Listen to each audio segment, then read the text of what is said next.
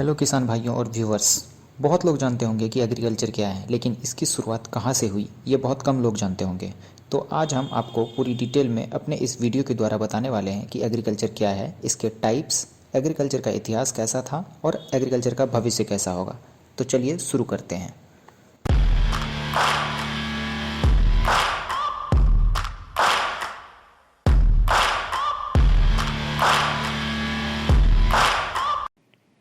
Agriculture शब्द एक Latin शब्द है जो दो शब्दों से मिलकर बना है, एगार और कल्चर। एगार का मतलब होता है मिट्टी और कल्चर का मतलब होता है जुताई।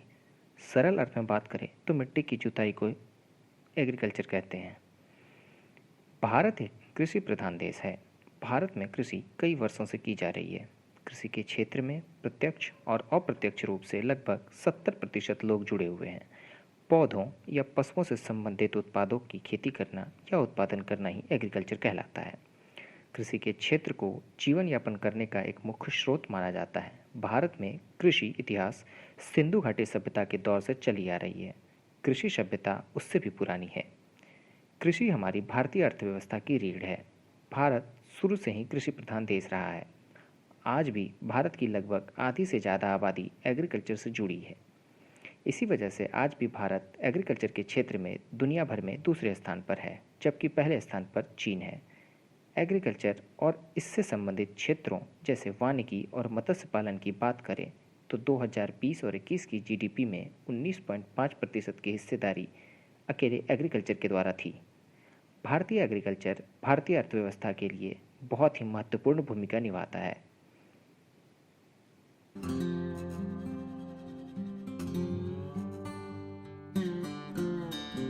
अब हम बात करते हैं कृषि के इतिहास की। कृषि का इतिहास हजारों साल पहले शुरू हुआ था। कम से कम 1,05,000 साल पहले शुरू हुए जंगली अनाज को इकट्ठा करने के बाद उसे उगाने तक का सफ़र कृषि ने तय किया। किसानों ने लगभग 11,500 साल पहले जंगली अनाजों को उगाना शुरू किया था।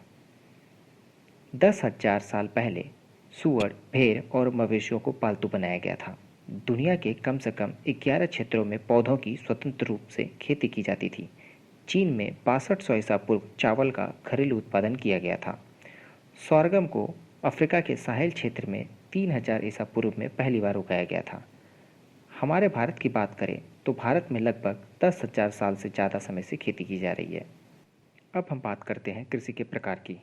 कृषि के प्रकार, पहला प्रकार है स्थानांतरण कृषि यानी कि शिफ्टिंग एग्रीकल्चर। स्थानांतरण खेती उस जगह पर की जाती है जहाँ पर जंगल और भारी वर्षा होती है।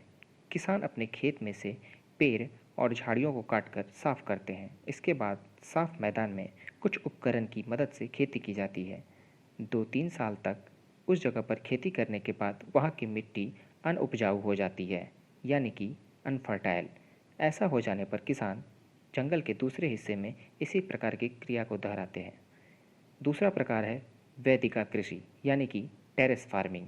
इस प्रकार की खेती में पर्वतों को थोड़ा समतल बनाकर खेती की जाती है। अपनी आवश्यकता अनुसार फसल की जाती है। ऐसे खेत पहाड़ों पर बने होते हैं।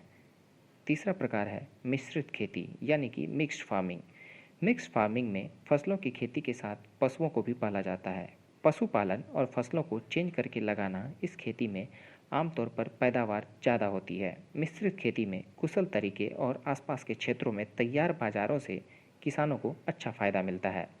इस प्रकार की खेती पूरे एशिया में भारत, मलेशिया, इंडोनेशिया, अफ़गानिस्तान, दक्षिण अफ्रीका, चीन, मध्य यूरोप, कनाडा और रूस जैसे देशों में की जाती है।